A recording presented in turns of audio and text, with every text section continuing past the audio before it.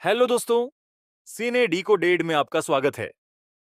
आज मैं squid game season 2 के पहले और दूसरे एपिसोड की कहानी बताने वाला हूं। तो चलिए बिना समय गंवाए शुरू करते हैं।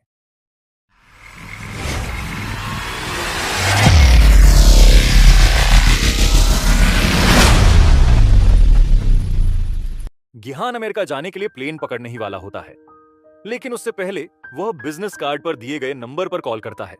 फोन पर मौजूद आदमी उसे प्लेन में चढ़ने और गेम को भूल जाने के लिए कहता है, लेकिन गिहान मना कर देता है और कहता है कि वह इस खेल को रोकने वाला है।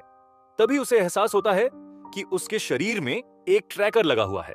वह एयरपोर्ट छोड़कर बाहर निकलता है। तभी फ्रंटमैन उसे कॉल करता है और कहता है कि वह बहुत बड़ी गलती कर रहा है, जिसका उसे पछतावा होगा। गिहान उसे पकड़ने की कसम खा लेता है। इसके बाद गिहान एक कैब लेकर एक दुकान पर जाता है, जहां से वह एक स्टेशनरी चाकू खरीदता है। फिर वह एक पब्लिक वॉशरूम में जाता है, अपना ट्रैकर खोजता है जो उसके कान के पीछे होता है और उसे निकाल देता है। अगले सीन में हमें डिटेक्टिव जून हो दिखता है, जो एक अस्पताल में है। वह कई दिनों तक बेहोश रहने के बाद होश में आता है। उसकी मां उसे ठीक होता देखकर खुश हो जाती है। इसके बाद कहानी 2 साल आगे बढ़ जाती है। अब जून हो पुलिस में वापस आ चुका है। वह एक स्कूटर वाले को हेलमेट न पहनने की वजह से रोकता है और उसे 20,100 वॉन कोरियन करेंसी का फाइन लगाता है। स्कूटर वाले की गर्लफ्रेंड फाइन से बचने के लिए जून हो के साथ फ्लर्ट करने की कोशिश करती है, लेकिन जून हो इस सब में ध्यान नहीं देता और फाइन लगा देता है।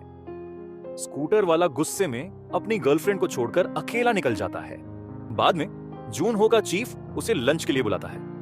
तो तुमने यहां ट्रांसफर सिर्फ इसलिए लिया ताकि तुम्हारे साथ पहले जैसा व्यवहार हो?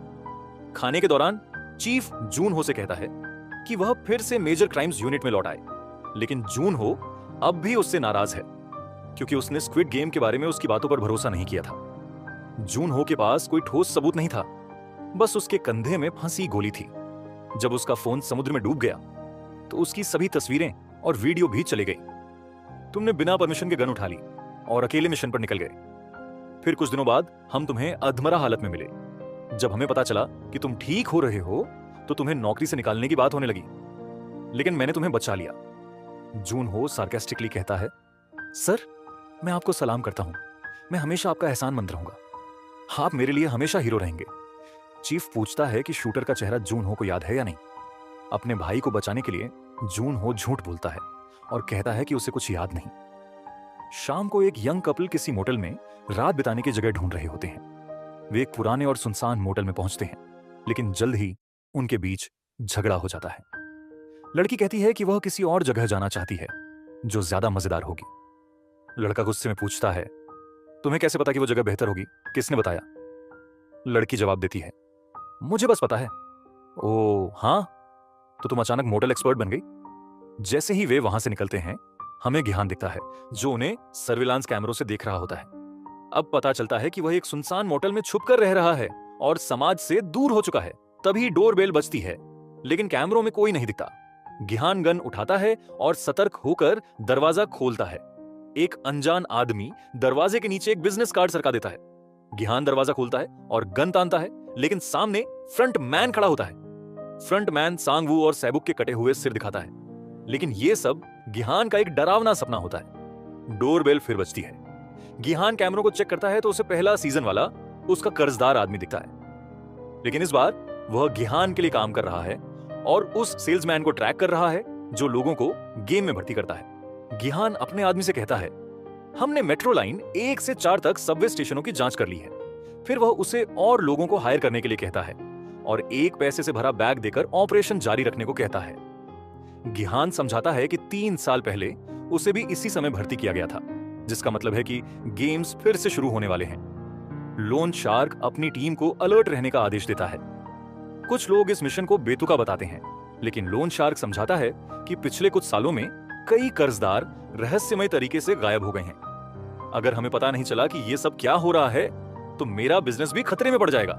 फिर वह खुलासा करता है कि ज्योंग उसके पास कर्ज चुकाने और उसे हायर करने आया था, जिससे वह अपने आदमियों को सैलरी दे पाया और काम जारी रख सका। अब अपनी टीम को मोटिवेट करने के लिए लोन शार्क कहता है, अगर तुम लोग डोसुमैन को ढूंढ निकालो तो गिहान तुम्हें 1 अरब वॉन देगा। इतनी बड़ी रकम सुनते ही सबका रवैया बदल जाता है। 1 अरब? अब यकीन आ रहा है ना? अगली सुबह जून हो भी अपनी तलाश जारी रखता है। वह एक मछली पकड़ने वाली नाव के कप्तान के साथ काम कर रहा है, जो गेम से जुड़े रहस्यमय आइलैंड को खोजने में मदद कर रहा है। वे लगभग सभी आइलैंड्स को खोज चुके हैं और आज वे कुछ और जगहों की तलाशी लेंगे। बातचीत के दौरान पता चलता है कि यही कप्तान था जिसने गोली लगने के बाद जून हो को बचाया था। दूसरी तरफ लोन शार्क के नए लोग अपने टारगेट के बारे में पूरी जानकारी प्राप्त कर लेते हैं। वह एक सूट में होगा, उसके पास पैसों से भरा ब्रीफकेस और डोजी कार्ड्स होंगे। जो भी उसे पहले ढूंढ निकालेगा उसे 50 करोड़ वॉन का बोनस मिलेगा। अब पूरी गैंग सबवे स्टेशनों पर फैल जाती है। वे हर सूट पहने आदमी से सवाल पूछते हैं, डोची गेम को रिएक्ट करते हैं और हर ब्रीफकेस की जांच करते हैं। लेकिन उनकी हरकतें ज्यादा ध्यान आकर्षित करने लगती हैं। उधर जून हो एक आइलैंड के पास डाइव करता है, लेकिन वहां कुछ नहीं मिलता। यह फिर से एक गलत सुराग साबित होता है और वे सियोल वापस लौट जाते हैं। दिन ब दिन गिहान और जून हो की तलाश और निराशाजनक होती जाती है। जून हो हार मानने की सोचता है। मैं बस कप्तान का समय बर्बाद कर रहा हूं और मेरे पास उसे चुकाने के लिए पैसे भी नहीं हैं। इसी बीच लोन शार्क और उसके आदमी अपनी रिपोर्ट चेक कर रहे होते हैं। तभी वे आखिरकार डोसू मैन को किसी के साथ गेम खेलते हुए देख लेते हैं। वे तुरंत गिहान को सूचना देते हैं, जो बिना समय गंवाए लोकेशन की तरफ दौड़ पड़ता है। नया भर्ती हुआ लड़का जिसे बिजनेस कार्ड मिलता है, उसे देखकर सोच में पड़ जाता है कि उसे आगे क्या करना चाहिए। तभी उसका फोन बजता है। कॉल उसकी प्रेग्नेंट गर्लफ्रेंड जून ही की होती है, जो मैटरनिटी क्लिनिक में है। लेकिन वह कॉल नहीं उठाता और हमें पता चलता है कि जून ही के पास भी वही बिजनेस कार्ड है।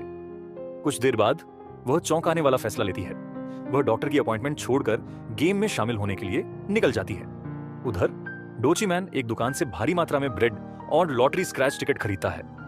लोन शार्क के आदमी उसका पीछा कर रहे होते हैं और उसकी हर मूवमेंट गिहान को रिपोर्ट कर रहे होते हैं। डोची मैन एक पार्क में सो रहे एक बेघर आदमी के पास जाता है और उसे एक चॉइस देता है, ब्रेड का टुकड़ा या लॉटरी स्क्रैचर। बेघर आदमी स्क्रैचर चुनता है, लेकिन जब वह उसे स्क्रैच करता है तो कोई इनाम नहीं निकलता।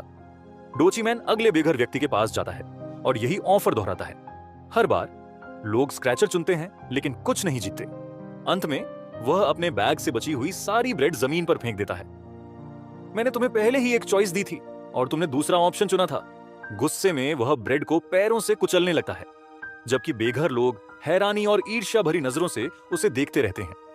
गुस्सा निकालने के बाद वह चैन की सांस लेता है और मुस्कुराता है, जैसे कि उसके दिल का कोई बोझ हल्का हो गया हो। उधर गिहान तेज रफ्तार में गाड़ी चला रहा होता है, लेकिन पुलिस उसे रोक लेती है। ये पुलिस वाला जून हो और उसका नया पार्टनर होता है। इसी बीच डोची मैन एक टैक्सी पकड़कर चला जाता है और लोन शार्क्स उसे दूसरी टैक्सी से फॉलो करने लगते हैं।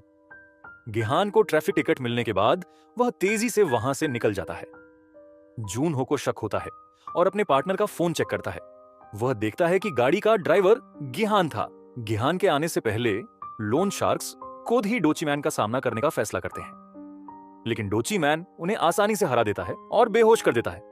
इस बीच जून हो पुलिस डाटाबेस में गिहान की जानकारी खंगालता है। उसे पता चलता है कि गिहान की कार एक कंपनी सनशाइन कैपिटल के नाम पर रजिस्टर्ड है। फिर वह कंपनी के एड्रेस का पता लगाता है और वहां पहुंचता है। डोची मैन ने लोन शार्क्स को कैद कर लिया है और उन्हें एक जानलेवा खेल खेलने पर मजबूर करता है। रॉक पेपर सिजर्स, हारने वाले को रशियन रूलेट खेलना होगा। डोची मैन की मानसिक स्थिति साफ तौर पर गड़बड़ है। वह रिवॉल्वर का सिलेंडर घुमाता है और ट्रिगर दबाता है।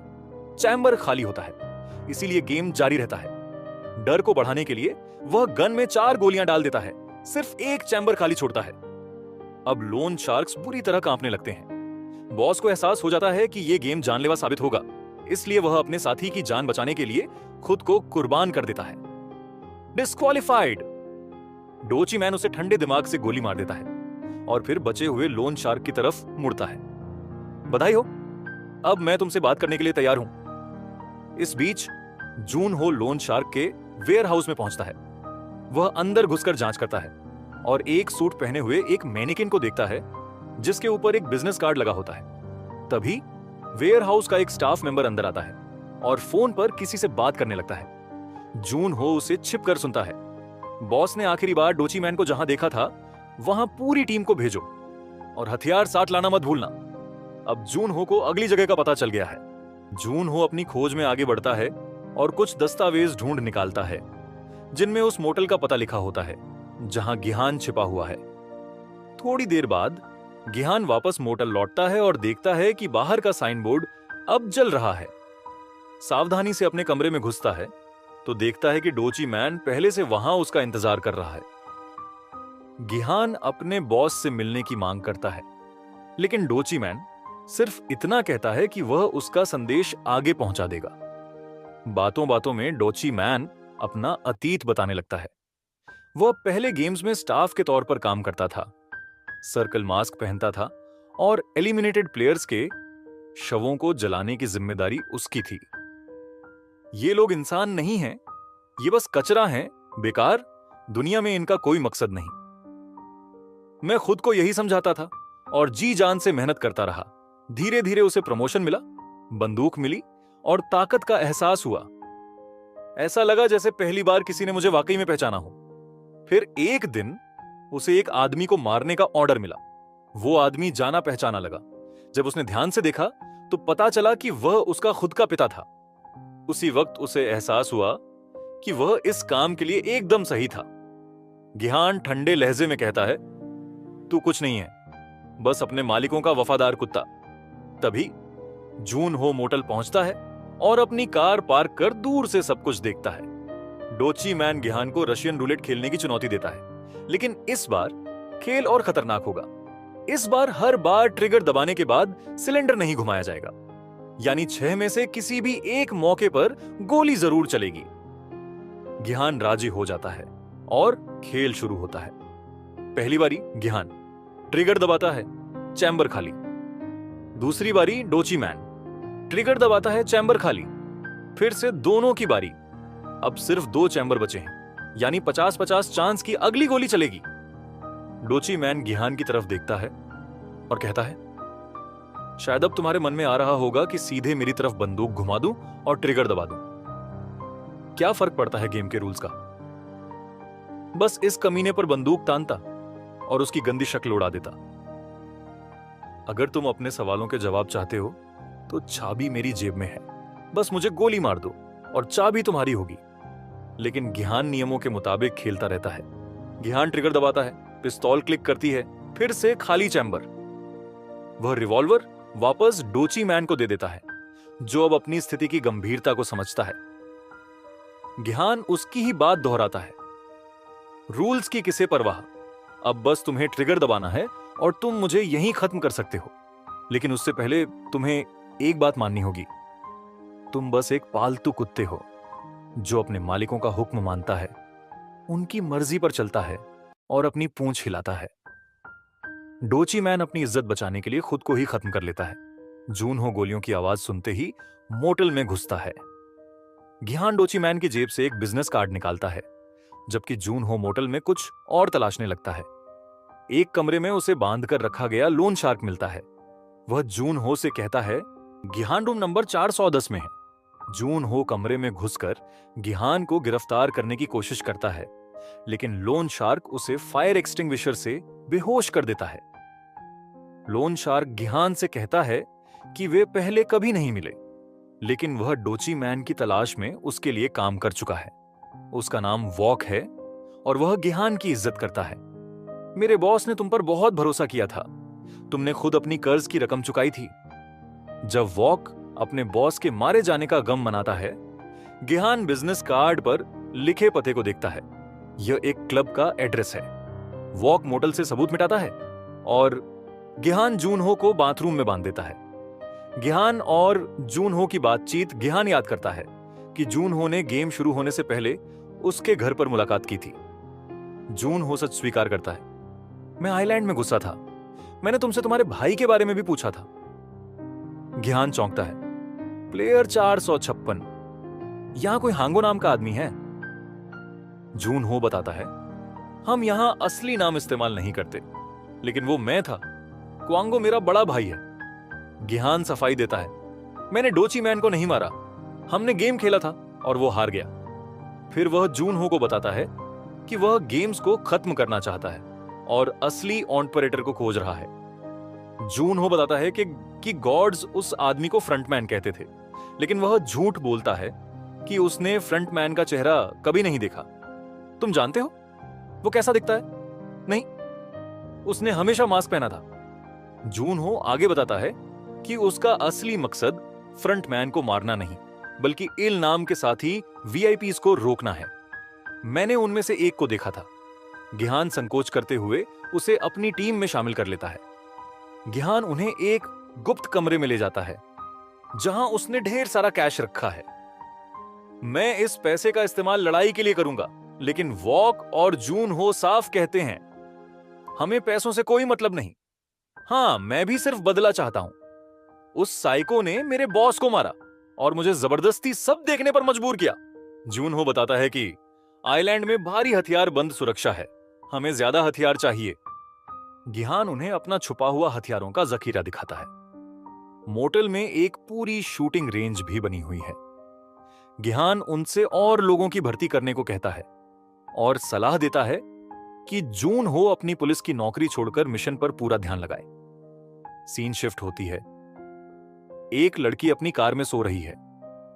सिक्योरिटी गार्ड उसे खिड़की खटखटाकर जगाता है और कहता है, अगली बार यहां गाड़ी मत पार्क करना।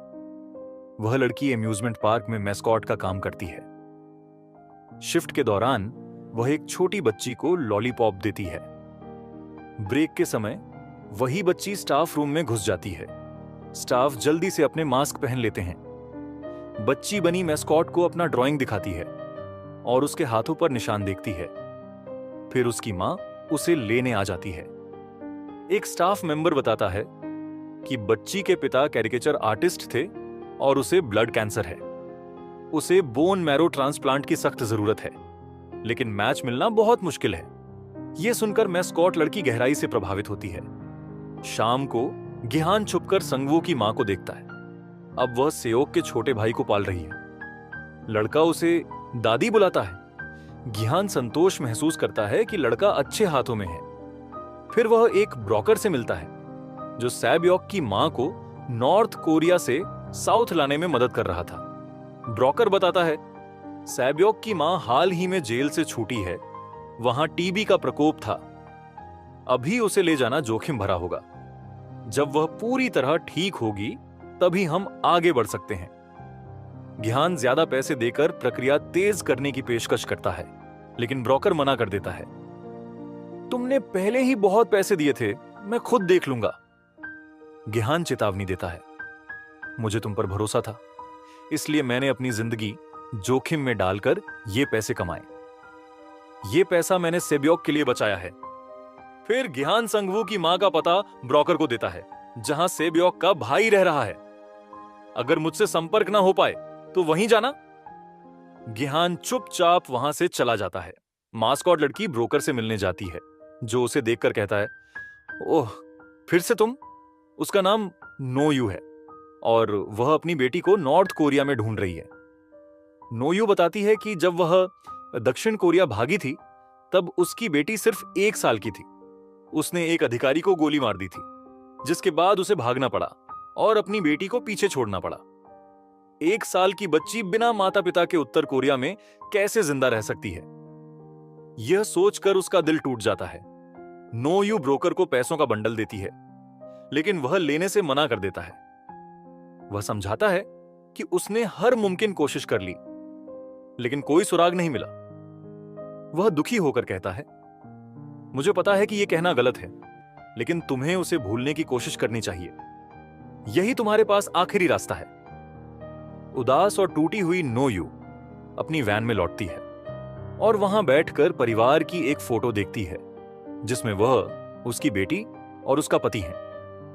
दर्द को कम करने के लिए वह नींद की गोलियां और बियर पी लेती है।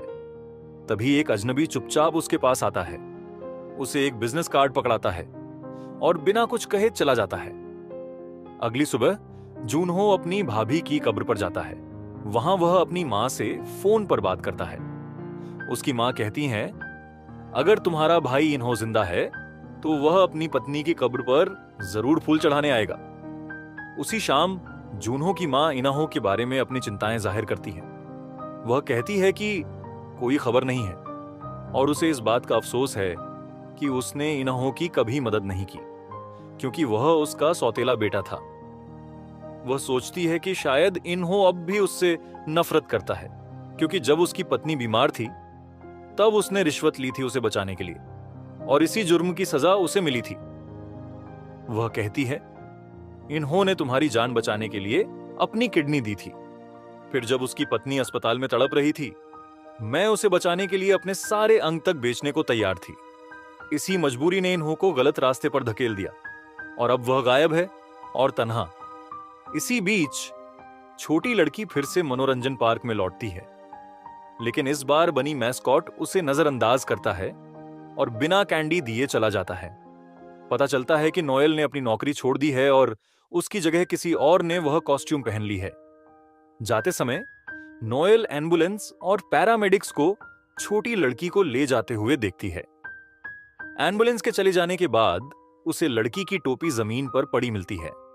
नोएल उस अस्पताल जाती है जहां लड़की को ले जाया गया था, और वहां वह लड़की के पिता और डॉक्टर की बातचीत सुनती है। उम्मीद के मुताबिक पिता को अपनी बेटी के इलाज के लिए पैसों की सख्त जरूरत होती है।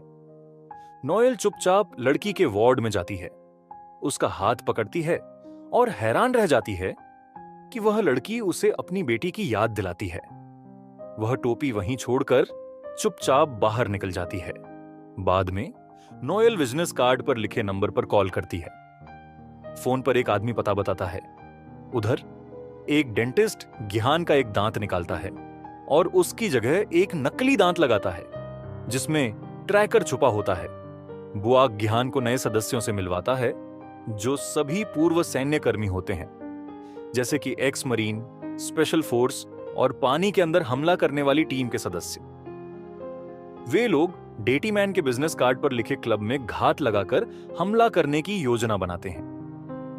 गिहान और बुआक क्लब के अंदर जाते हैं, जबकि बाकी बाहर इंतजार करते हैं। जाने से पहले गिहान अपनी बेटी को फोन करता है, लेकिन उसके फोन उठाने पर वह बात करने की हिम्मत नहीं जुटा पाता।